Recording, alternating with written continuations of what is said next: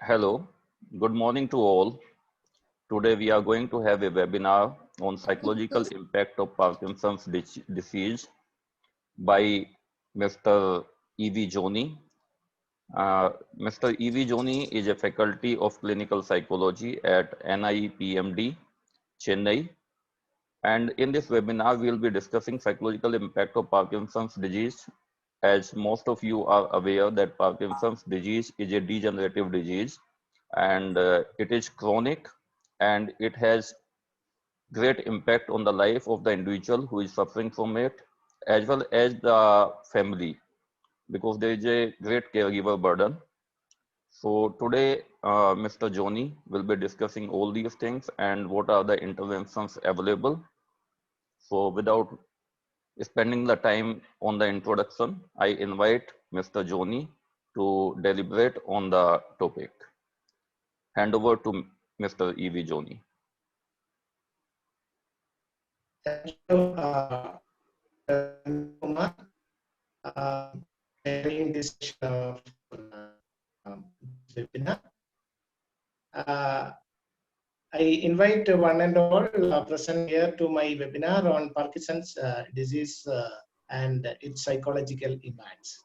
In the beginning, just to know, we must know what is the Parkinson's disease, isn't it? Parkinson's disease is a typical form of movement disorder that results from the drop of dopamine level in the brain. Parkinson's symptoms usually begins gradually and get worsen over time. As the disease progresses, people may have difficulty walking, talking, and thinking. These symptoms are typically divided into those that affect movement called motor symptoms and those that affect other functioning non-motor symptoms. The majority of non-motor symptoms in PD or Parkinson's disease is psychological in nature. Most of the non-motor symptoms. Since Parkinson's disease is a chronic progressive neurodegenerative disorder, it is dominated mainly by motor symptoms. Although not all people with PD may experience significant cognitive impairment or psychological disorder. The fluctuation of non-motor symptoms such as anxiety, slowed thinking can be particularly disabling. It is seen by Vijjas et al.'s, and his colleagues' research. PD as a disorder of central nerve system, specifically changes in neurotransmitters. There can be multiple psychological symptoms such as depression, anxiety, cognitive impairment, and even hallucination and delusions. Most of the non-motor symptoms become troublesome symptoms in the later stage of PD. It is very important that the people or the professionals working in this area must be able to understand psychological impact result from this condition, and also the fact that the affected individual themselves and their family members may struggle to adjust the social, emotional, and personal changes brought on by the condition. Please, participants, please mute your mic.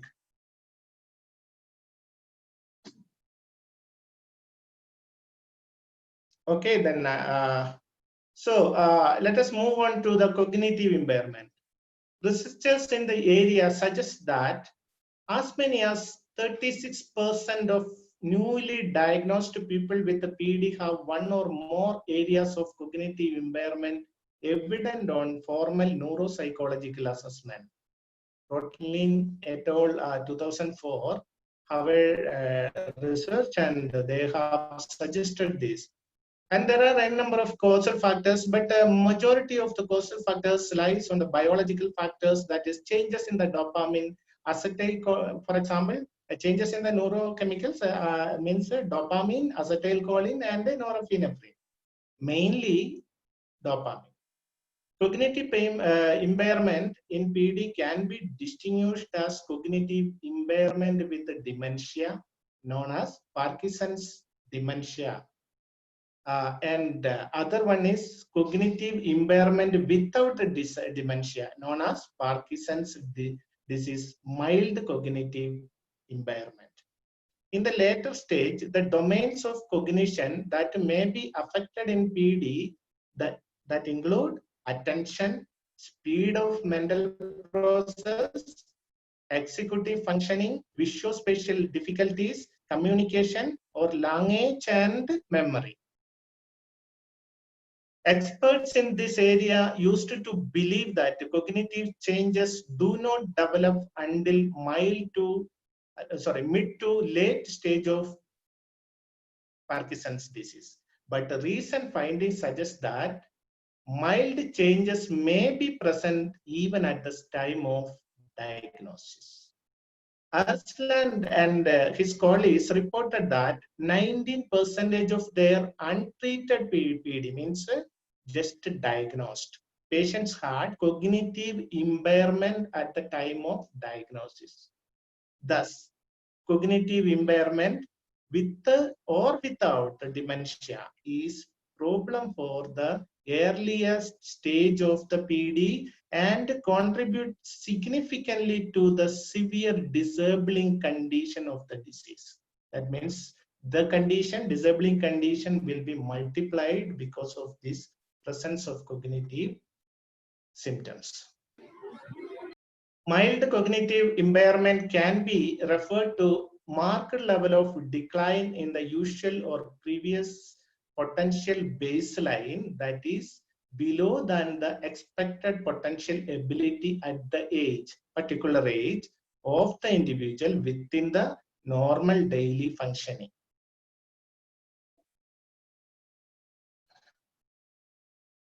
Parkinson's disease dementia will be reflected as significant on neuropsychological assessment. Studies estimated that about 40% of Parkinson's disease patients develop dementia and around 20 to 50% develop mild cognitive impairment. That is the matter of Parkinson's disease dementia. So, early diagnosis and neuropsychological assessment of cognitive problems in PD are necessary to begin the effective neuropsychological management, including rehabilitation strategies to enable the individual compensate with their cognitive difficulties, remain living in their own home for longer, and enhance the quality of life of the individual and their family. Let us talk about the mood and emotion, how it is affected in Parkinson's disease. In psychology, the term mood is considered as an affective mental state which is less specific, less intense, and less likely to be provoked or instantiated by particular stimulus or even, whereas the term emotion is considered as specific, intensive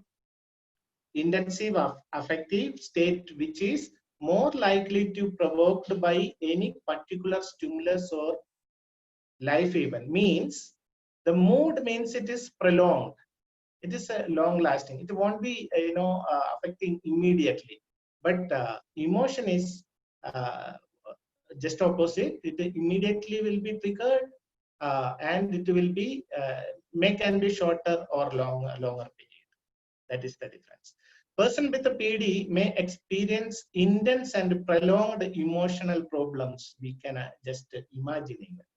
So, the change in emotion in PD can also be triggered by physical changes in the brain.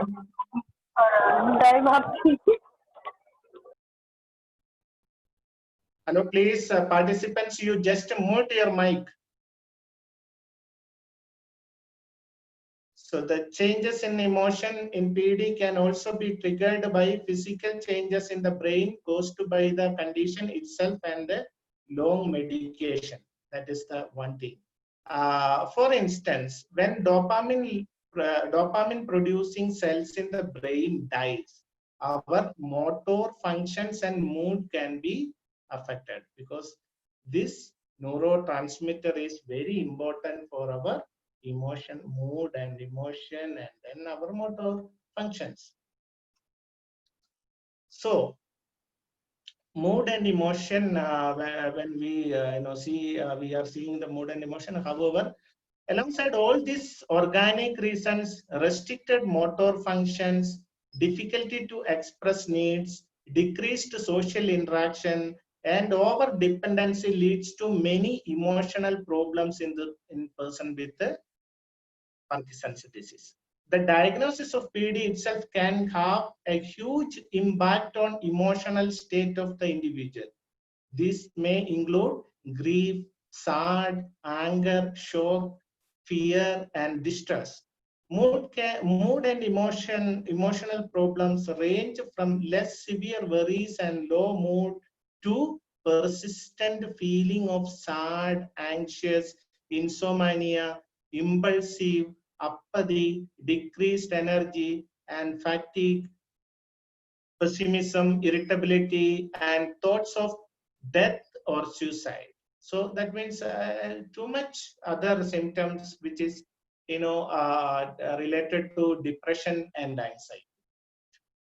Depression and anxiety are most common mood and emotional condition in Parkinson's disease, particularly in the middle stage of the illness. That is the time where these mood symptoms are, start to be. Recognition of mood and emotional problems.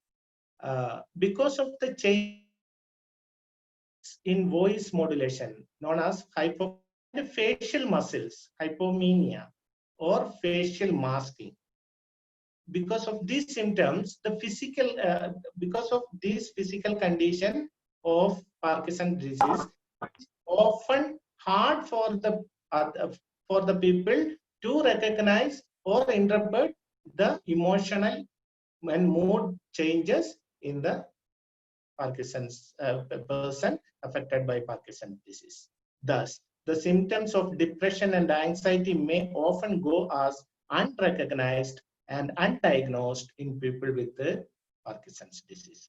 Just as the right diet, medication, and physical mode of therapies are key to living well with the Parkinson's disease, maintaining healthy mood and emotion is essential to mental health and quality of life of person with the Parkinson's disease.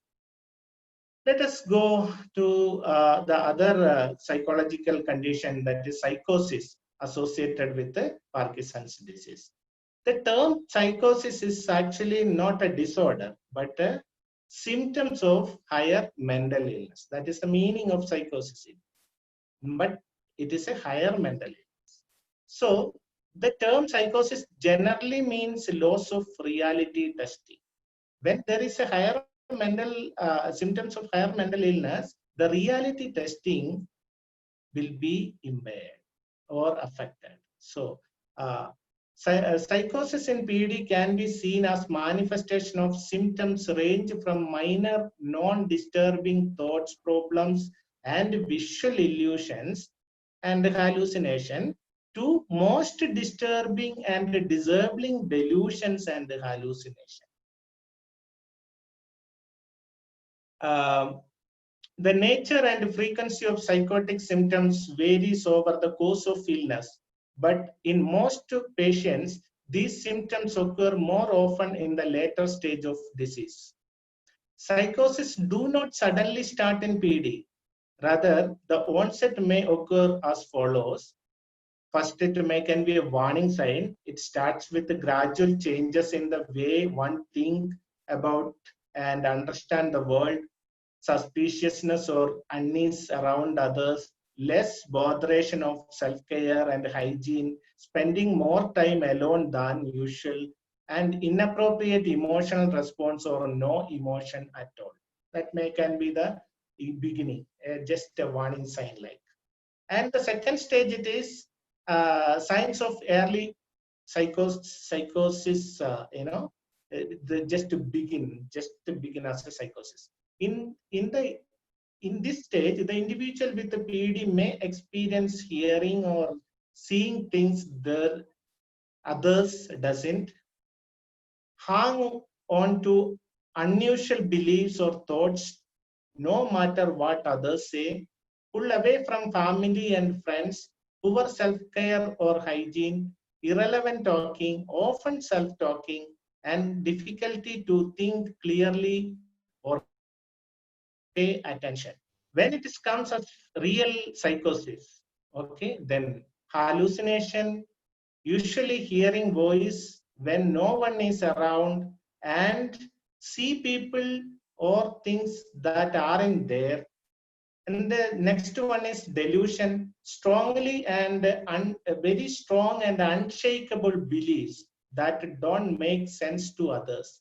It may be like outside force are in control of one's feelings and action, or believes possessing, a person possessing a special power to control things, so that kind of delusions can be occur in um, person with Parkinson's disease when affected by psychosis.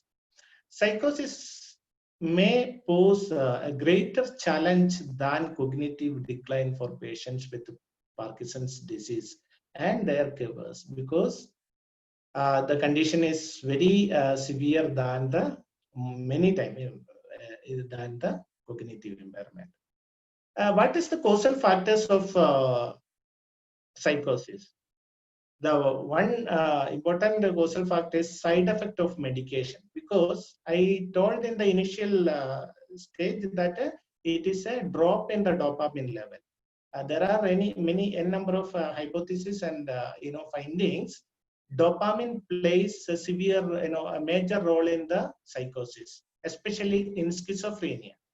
When dopamine level decrease than the normal stage, it become dementia and cognitive impairment. When it is increased more than the normal stage, it will lead to schizophrenia or other psychosis. So here in this case, what is doing actually to increase the dopamine level, there are medications, dopaminergic medications. So the dosage of medication may cause increase the dopamine beyond the need. So that will cause to psychosis. Then dementia and changes in neurochemicals. That why I is separately talking about dementia and changes in neurochemicals. That means dementia, when there is a dementia, there are n number of changes in the neurochemicals in the brain. That also can lead to psychosis. And the other one is emotional disturbances and intensive stress that will further multiply the condition of psychosis in PD, Parkinson's disease. So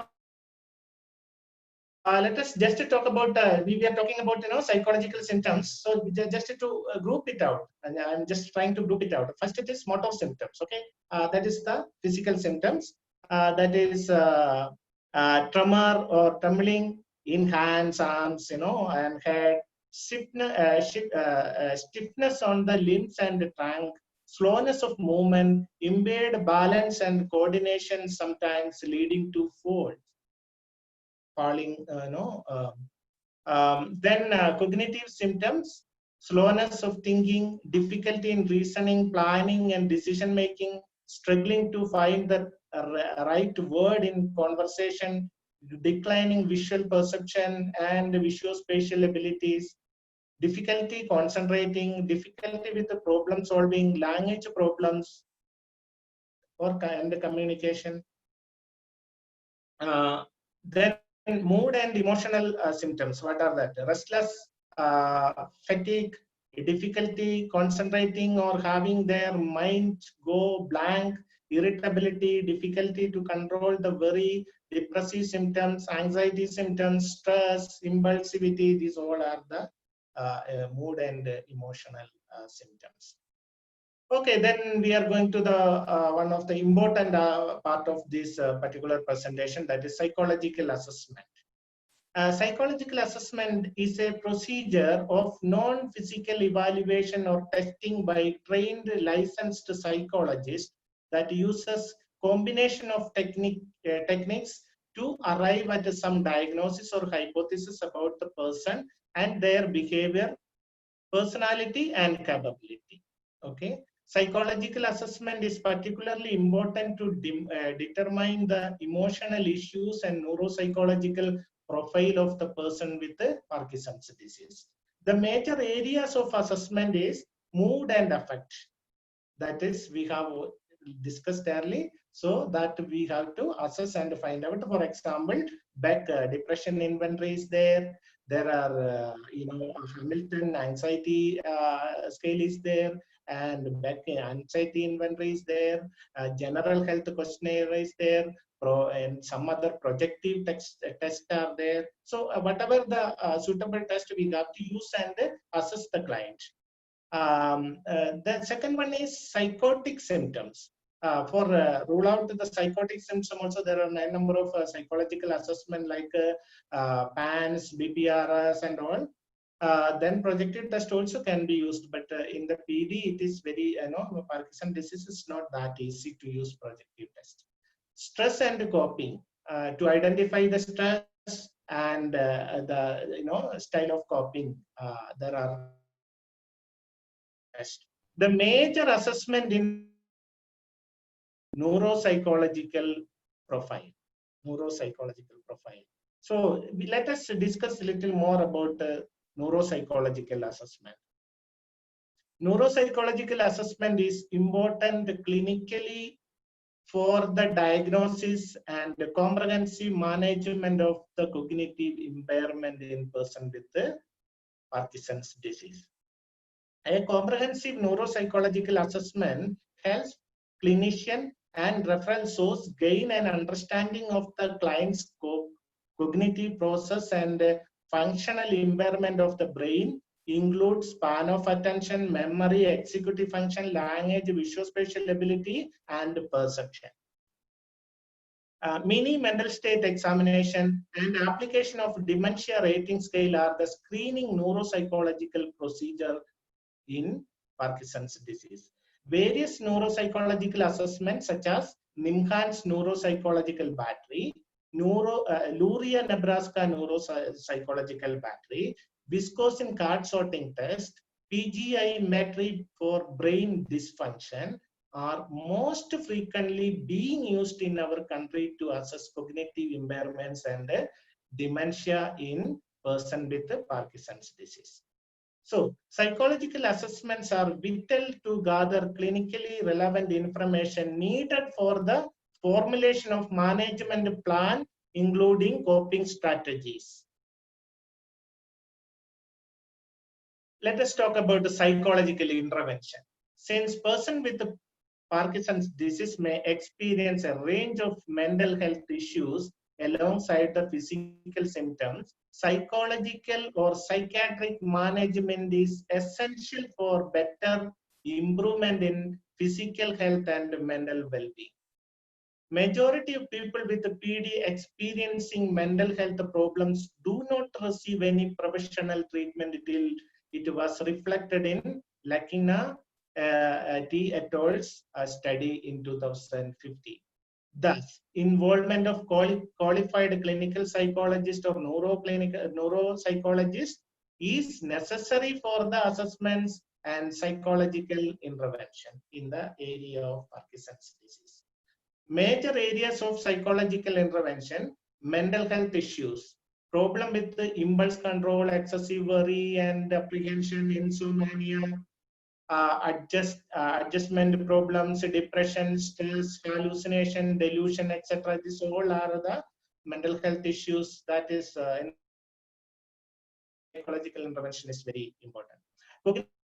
The major area, very highly important area for the psychological management is cognitive impairment and dementia. So the other one is carers burden, caregivers burden and stress. So because of, we have a lack of time, we have a very limited time. That is why I'm going with this speed. Otherwise, I will not be able to finish that session. So my students know how I am taking class usually, but now I'm going with the speed. So type of psychological intervention, when we talk about, there are a number of psychological intervention in the Parkinson disease. That is psychoeducation, counseling, psychotherapy, neuropsychological rehabilitation. These are the major psychological intervention in this area. When we talk about psychoeducation, a psychological management procedure in medical literature was first brought up in the early 20th century by John Donley in his article titled Psychotherapy in Re-Education. The goal of the psychoeducation in PD or Parkinson's disease is not to completely alleviate the condition, but to give a person suffering from the psychological condition a better roadmap towards the functioning in an optimum way without being too much abandoned to the condition. In order to optimize the effectiveness of psychoeducation program, the family and significant others around the individual suffering from the Parkinson disease are deeply encouraged to be involved in the process. Counseling, when we talk about, in the mental health area, counseling is a psychological procedure in which a trained mental health professionals or psychologists and counselees interact with the goal of relieve the symptoms, change in behavior leading to improved personal, social, and vocational functioning and personal growth. So in PD, it provides an opportunity to accept diagnosis, resolve personal and interpersonal issues, and motivation towards life, reveal inner resources, face challenges imposed by the disease, resolving feelings from the past, and learn new skills and ways of looking at situation. Types of psychological intervention, we are continuing with the same only. The next one is psychotherapy.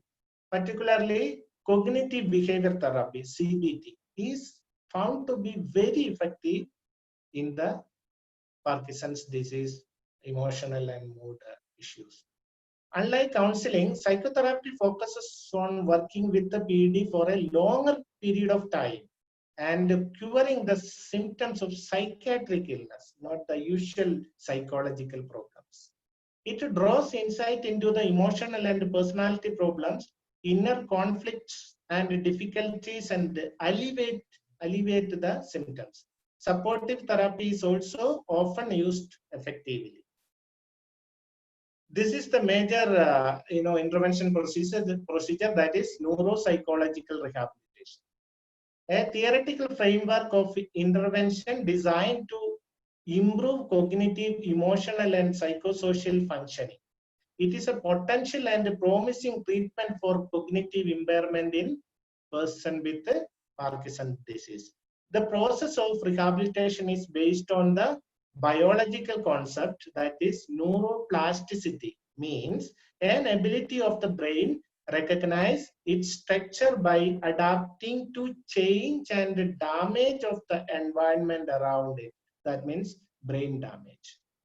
So during the rehabilitation, the participants are asked to perform various repetitive cognitive activities, repeatedly various cognitive activities. So rehabilitation involves a number of goal-oriented steps such as identifying and associated emotional issues, systematic assessment and analysis, Since cognitive deficit in Parkinson's disease lies in its association with the reduced quality of life and functional disability, neuropsychological rehabilitation often includes family psychotherapy, skill and vocational training also. So thank you all. This is all. My presentation is here. Like I reminded in between, because we have a very shortage of time, the very limited time only for the presentation. That's why I gone with this much of rapid speed, and I could have to finish it. So I think if anybody has any doubt, please you can ask. Before that, I just invite Dr. Dhirendra Kumar. Yeah. Thank you, Mr. Johny, for giving us such a nice presentation.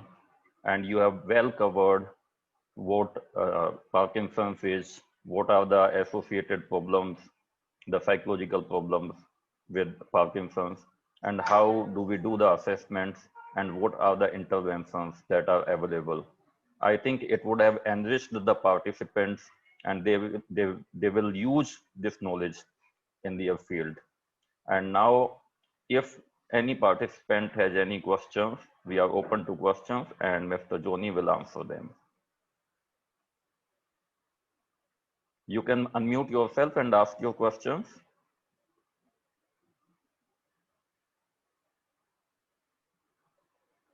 I think this part no need to record, I think. If it is even if a recording also no issue, sir, but